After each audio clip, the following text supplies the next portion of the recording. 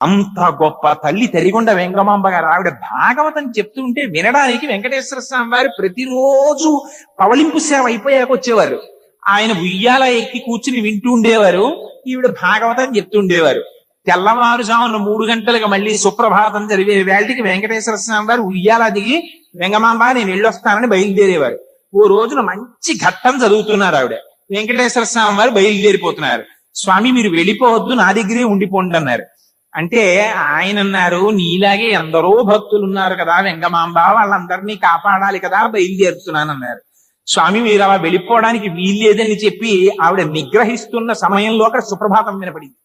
వెంకటేశ్వర స్వామి వారు హఠాత్తుగా ఉయ్యాలలోంచి లేచి అంతర్ధానమైపోదాం అనుకుంటున్న సమయంలో ఆయన పంచెని పట్టుకుంది ఆవిడ. పట్టుకుంటే ఆ పంచ పర్రున సగానికి చిరిగిపోయింది.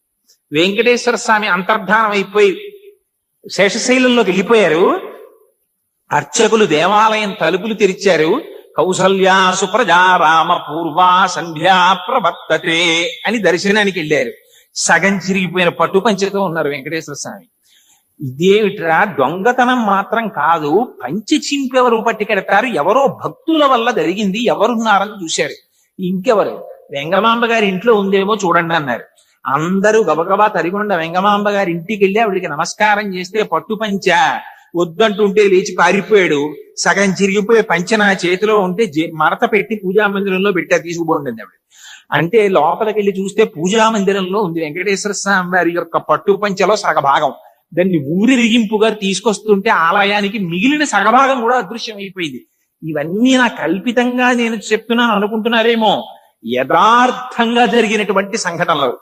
ఆ తరిగొండ వెంగమాంబ గారు జీవ సమాధిలోకి వెళ్ళిపోయారు. ఆవిడ సమాధి ఇప్పటికీ వెంకటాచలంలో ఎక్కడుందో తెలుసా అండి? ఆది వరాహస్వామి వారి కాటేజెస్ ఉన్నాయి, వరాహస్వామి కాటేజెస్ అని పిలుస్తాం మనం. ఎప్పుడైనా వెంకటాచలం వెడితే తప్పకుండా దర్శనం చేయండి ఆ తల్లి సమాధిని. దాని వెనకాతలకు చిన్న రోడ్డు ఉంటుంది, ఆ రోడ్లో వెడితే తరిగొండ వెంగమాంబ జూనియర్ కాలేజ్ అని స్కూల్ కనపడుతుంది. అక్కడ వాళ్ళని మేము సమాధి దర్శనం చేస్తామని అడిగితే లోపలికి పంపిస్తారు. ఇప్పటికీ తులసి తోటి ఆ వెంగమాంబ గారి సమాధి అక్కడ ఉంటుంది. ఆ సమాధికి సాష్టాంగ నమస్కారం చేసి మౌనంగా 1 నిమిషం కూర్చుని ఆవిడికి నమస్కారం చేసుకుని రండి. ఆవిడ ఇప్పటికీ ప్రతిరోజు వెంకటేశ్వర స్వామి వారికి అర్చన చేస్తారని చెప్తారు. అంత గొప్ప తల్లి ఆ తరిగొండ వెంగమాంబ గారు.